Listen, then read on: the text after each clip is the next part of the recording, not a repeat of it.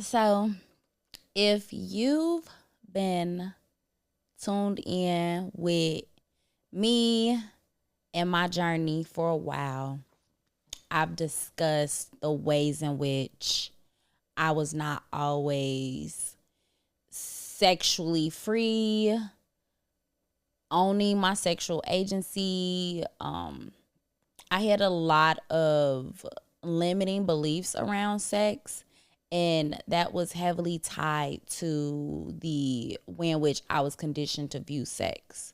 There were a lot of social and historical narratives that I had to dismantle and unlearn before I can really begin to explore myself as an individual.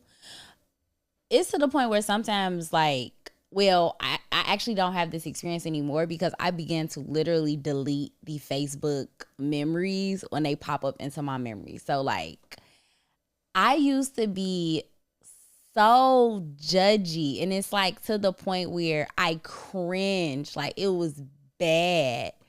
And it would pop up in my Facebook memories because one thing about Facebook and Snapchat, they gonna remind you of some shit from 5, 10, 15 years ago.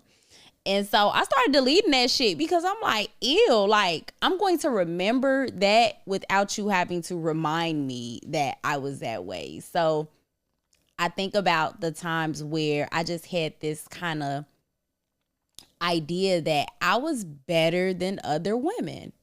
I truly believe that because I decided to focus on things that were deemed by society as the respectable thing for a woman to do, I thought that made me better.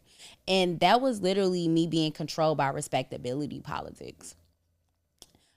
One of the very first episodes I did when I started podcasting, before Her Nut Matters became Her Nut Matters, back when it was provocative, I had an episode on respectability politics. So honestly, in today's episode, I'm going to kind of touch on respectability politics, but I'm going to specifically talk about this idea of sexual liberation and identity as it pertains to who actually gets to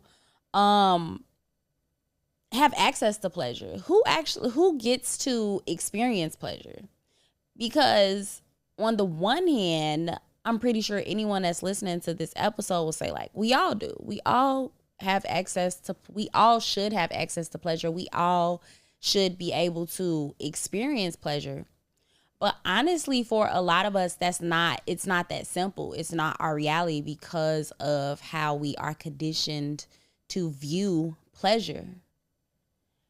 Because if on the one hand we say that, or even if we agree that everyone should experience pleasure, when we begin to talk about the things that people take pleasure in, then now that question becomes a little bit more nuanced because now, people are beginning to judge what that pleasure actually looks like. And so, yeah, that's what I'm going to get in on today's episode. Welcome to Her Nut Matters, the podcast that dives headfirst into all things sex, pleasure, and empowerment. I'm Jody, your unapologetic guide to a more liberated sex life. Here we break down taboos, celebrate sexuality, and explore what it means to truly own your pleasure. So whether you're curious, kink-friendly, or just looking for ways to spice things up, you're in the right place. Now let's get to it. Welcome back to another episode. Thank you for joining me. When this episode drops, it will be March, and March is Women's History Month. So I think all month I'm going to be talking about women's liberation and as it relates to sex.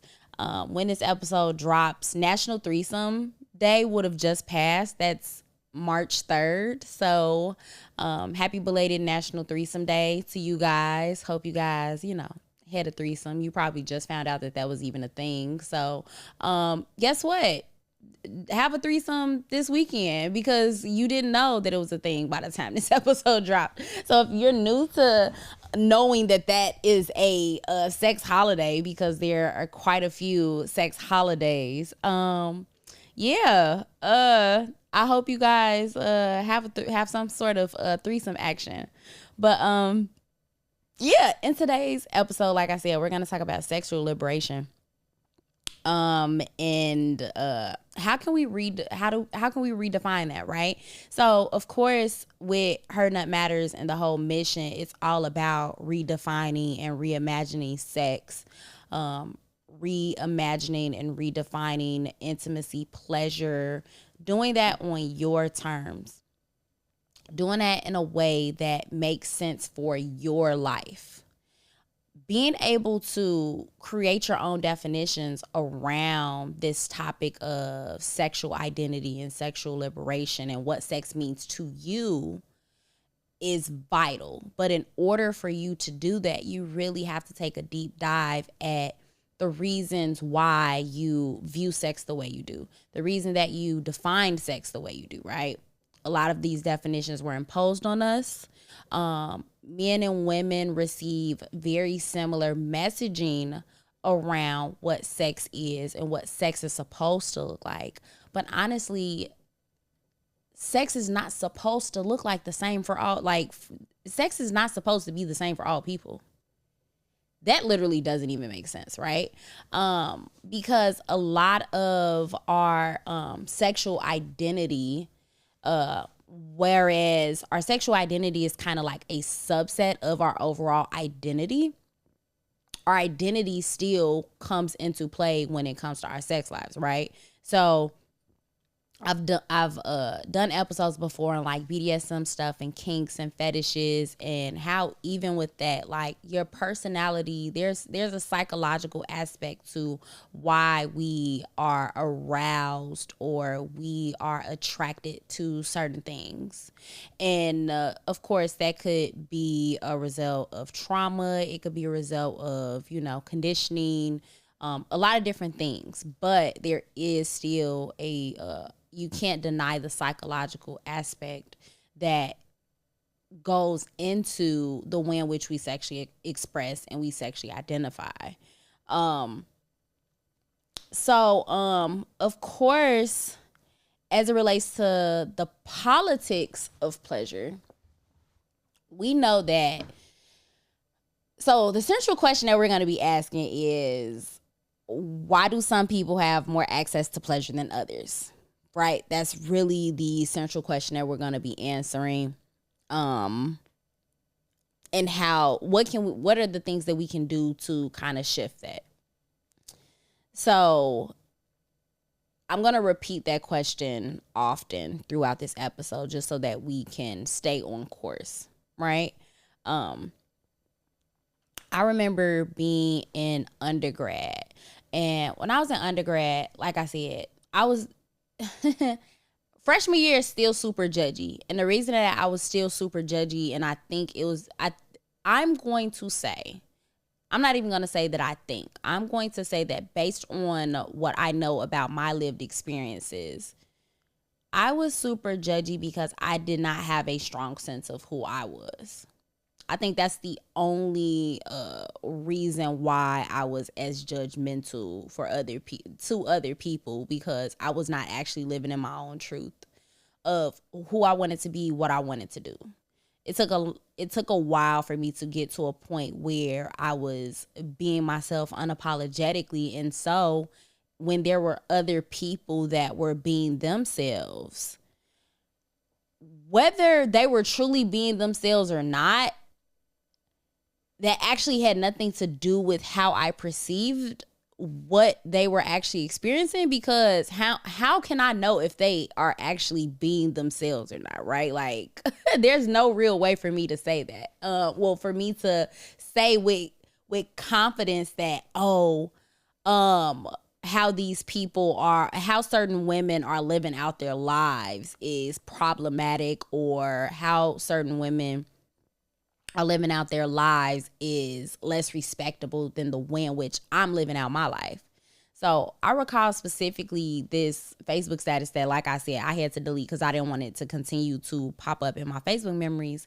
But I definitely said that I'm glad I'm not one of those like video types that's shaking her ass in the videos. And as soon as I got out of high school, I'm doing this, I'm doing that. And I started to kind of boast about my accomplishments at that age. And I was 19. Yeah, I was 19. So still a kid. So much to learn about the fucking world. But at 19, I'm in college. I got a job. I got an apartment. I got a car. I'm smelling myself. I think I'm better than a lot of these 19-year-olds. And that's problematic because it feeds into this this kind of like competition between women, but also like, you know, the respectability politics of what makes a woman better as it relates to society, as it relates to patriarchal norms, as it relates to male approval. And that was the message that I had received my whole life. Like, oh, if you want people to respect you, if you want to be seen in a certain light, this is the way you need to act as a young lady. Now, of course, fast forward, I give a fuck about respectability politics because I believe that respect is something that, as it relates to women, you either respect women or you don't. That's how I feel about it, just as a whole. I'm a respectful person. I don't disrespect people, so I don't receive disrespect in return because that's not something that I engage with. I don't engage with disrespect. But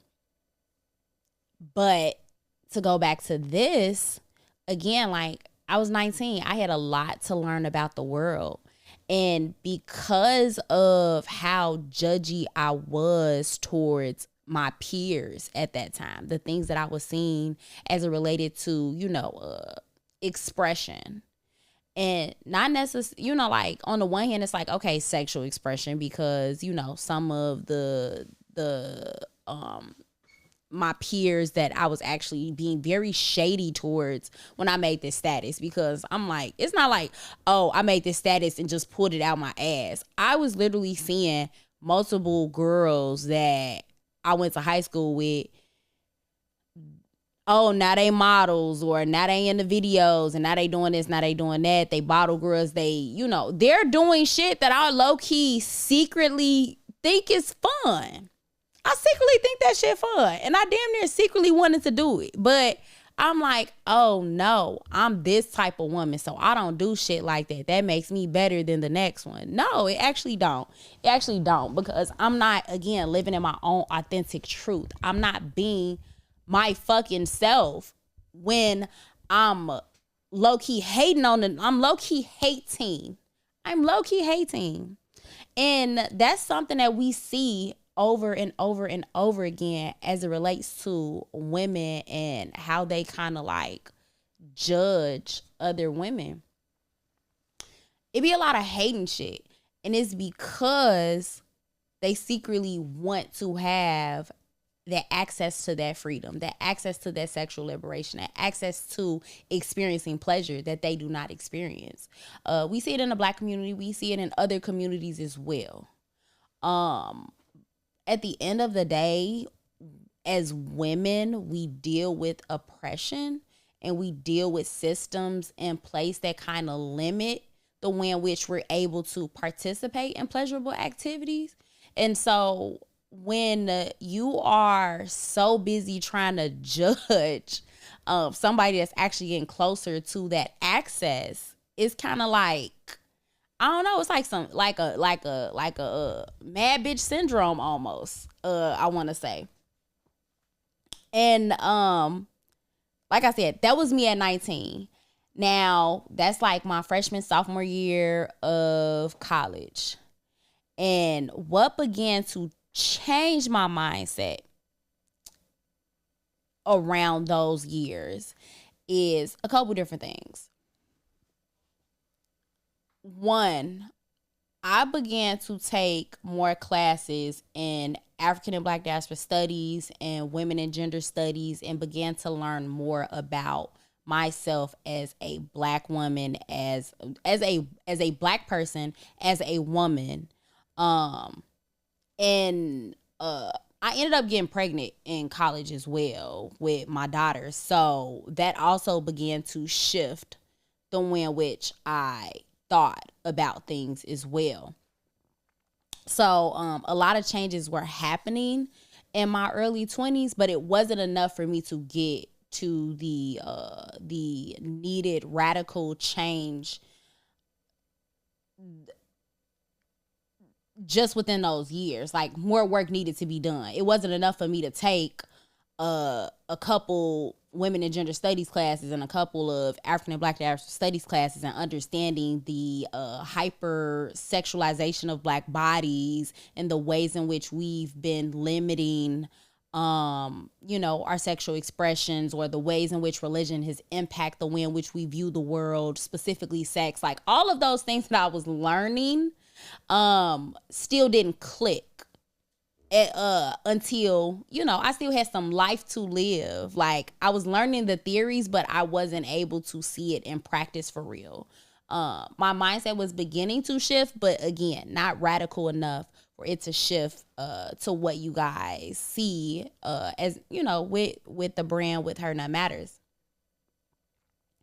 But all in all, what I was beginning to learn in my 20s were the ways in which pleasure was influenced by a lot of things that you wouldn't always think that it's being influenced by.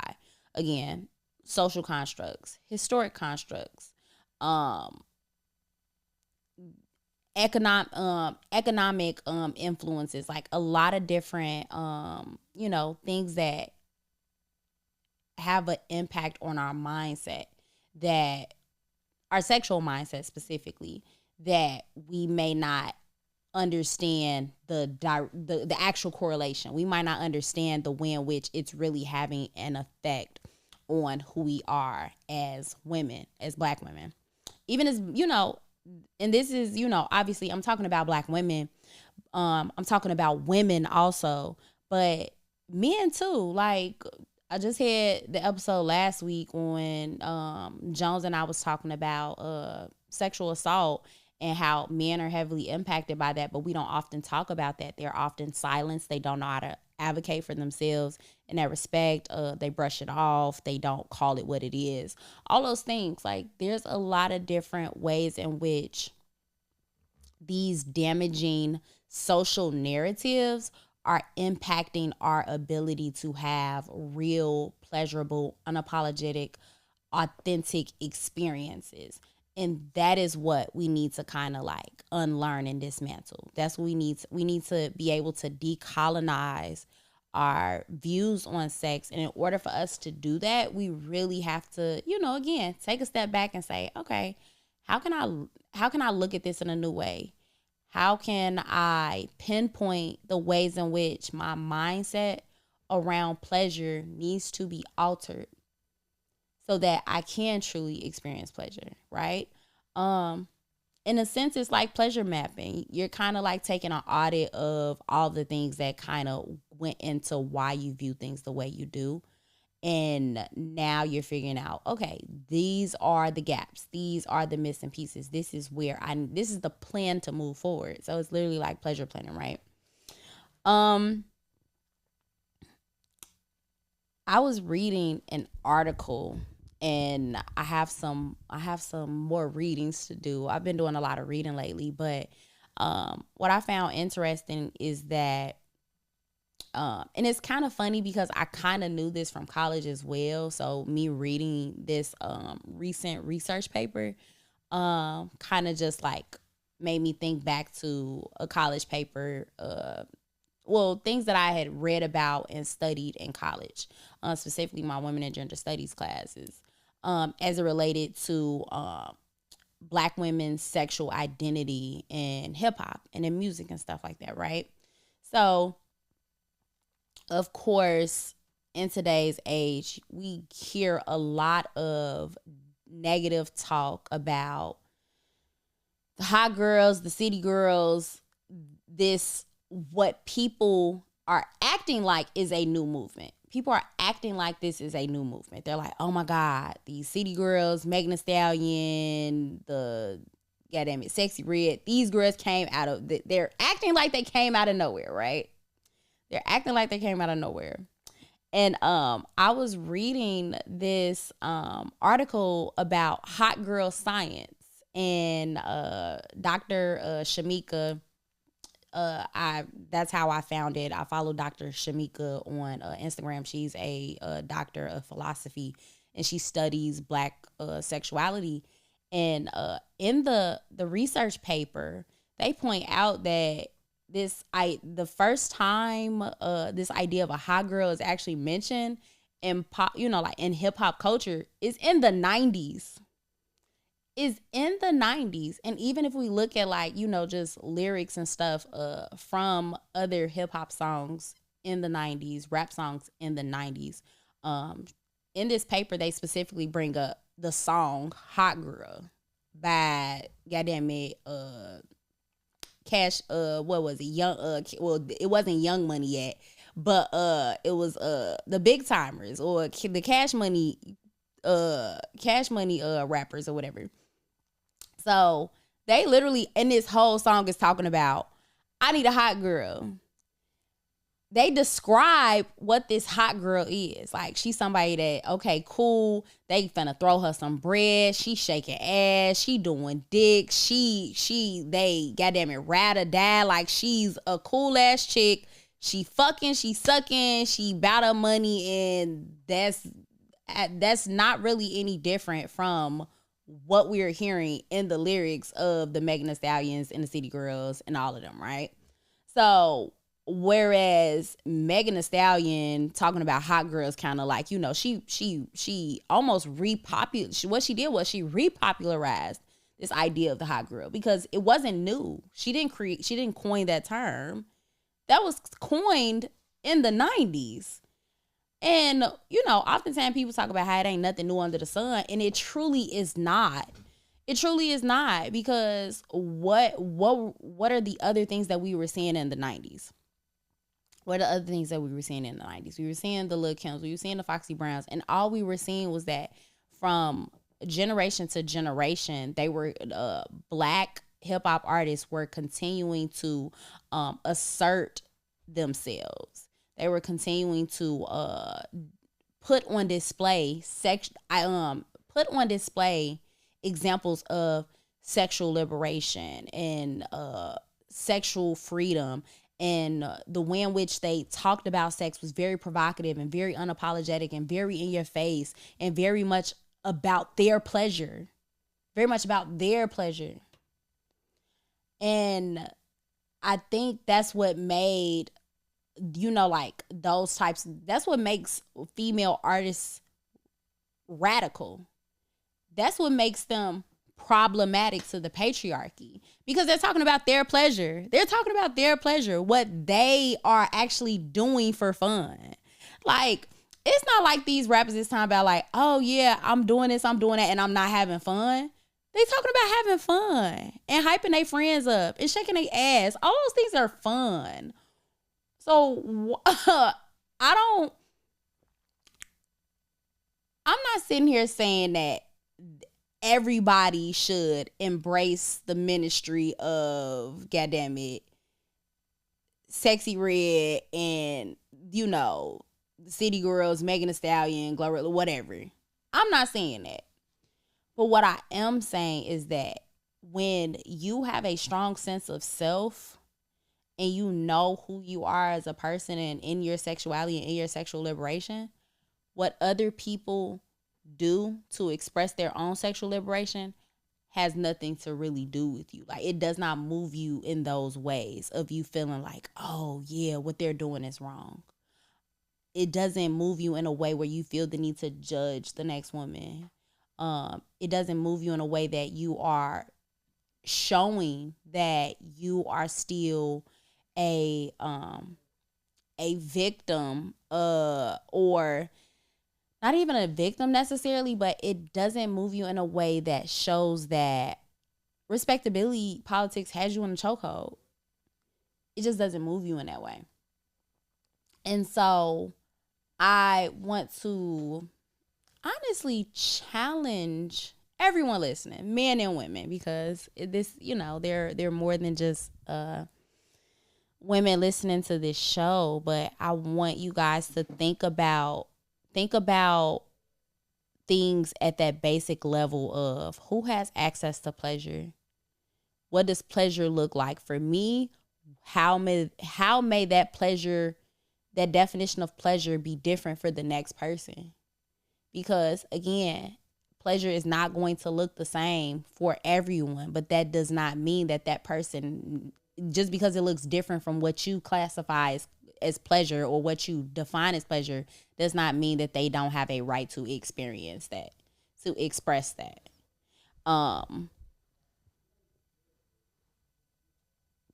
So yeah, I think that's what I got for y'all today. I think that's what I got for y'all today. Um,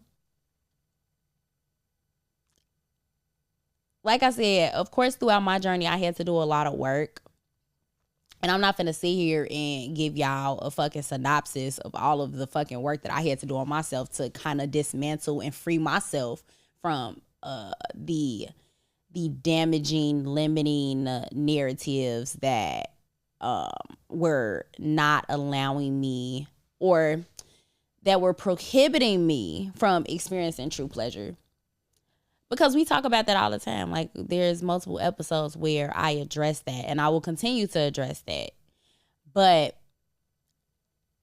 I think now, because more people are leaning into this energy of, okay, it's okay for me to experience pleasure and it's okay for me to be myself. I think more people are leaning into that energy.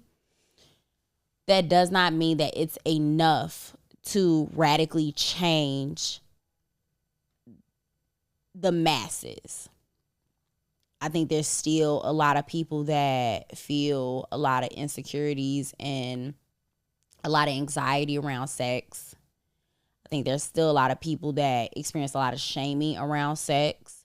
And when there's shame present, there's not a lot of room for you to be yourself in its entirety. There's not enough room for that. Shame takes up a lot of room. Sexual guilt takes up a lot of room. And when you're walking around with that, you can't truly experience pleasure. Try finding the pleasure in something, but you feel ashamed of it. You can't. Shame and pleasure cannot coexist. Shame and pleasure cannot coexist. And it's crazy because, like, sometimes I get on social media and, there are quite a few sex positive podcasts out there, and they post reels, and I see in the comics these prudy ass people bring back shame. Nobody wanted to hear that, but you engaging with it on social media. Like, this shit gonna keep popping up in your timeline, Bookie Butt. And I wanted to keep popping up in y'all timelines because shut the fuck up. Like, I think it's important to be radical in people's faces, because you never know how that's going to inspire the next person to really seek out pleasure in a safe and healthy way, or just living their truth and be themselves. Like, it's a lot of people out here faking and being some other shit. Like, it's hella kinky people or people that want to express themselves sexually in a certain way and they're just repressing it. They're just repressing it. So when you're under that kind of pressure to repress your true desires, your true sexuality, you cannot experience pleasure. You literally are blocking yourself from experiencing the finer things in life, the good things in life. You cannot experience pleasure because you too busy trying to judge other motherfuckers and or repress what you should be actually expressing. So, yeah, that's all I got for y'all today on this episode. If you are in Chicago at the end of March, Rose Gold is an R&B charity event that benefits an amazing mission. If you want more information, you can go to thevillage.org, or you can hit up Terry, you can hit up Jones from the Rose Are Dead podcast.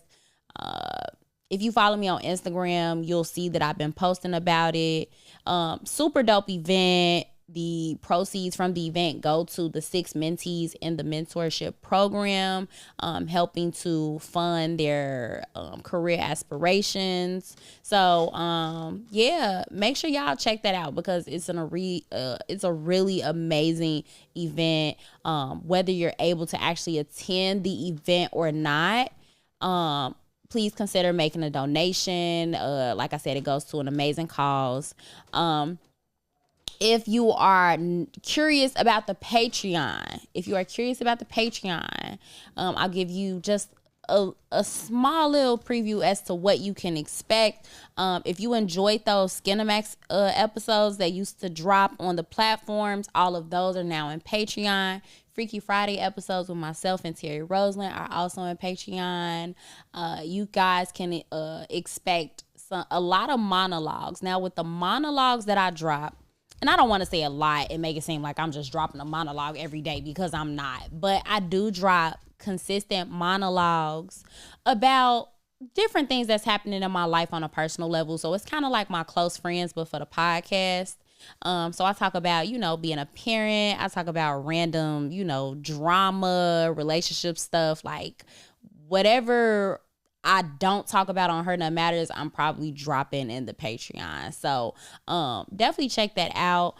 There's some more stuff in the Patreon as well, just coming. I got more stuff that I'm working on that's going to continue to drop in the Patreon as well. So yeah, and it's tiered. So there's a $3 tier, there's an $8 tier, there's a VIP tier where you get everything for $25. So the tiers vary. So just take a look at it and see what makes sense in terms of like, you know what, these 1 episodes a week ain't enough, Jody. I need more. So go ahead and check out the Patreon.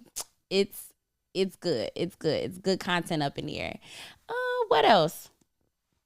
That's all I got. Like I always say, all things that I'm doing are probably on Instagram. So if you follow me on Instagram, that's the easiest way for you to keep up with all things Jody, all things Her Nut Matters.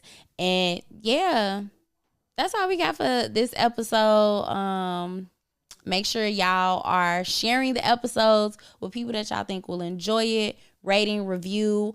If you on YouTube, shout out to y'all because y'all be commenting and shit, and I appreciate those comments. So yeah, shout out to the YouTube subscribers. I started YouTube less than a year ago, and it's been busting. So shout out to y'all. So yeah, that's all I got. Bye.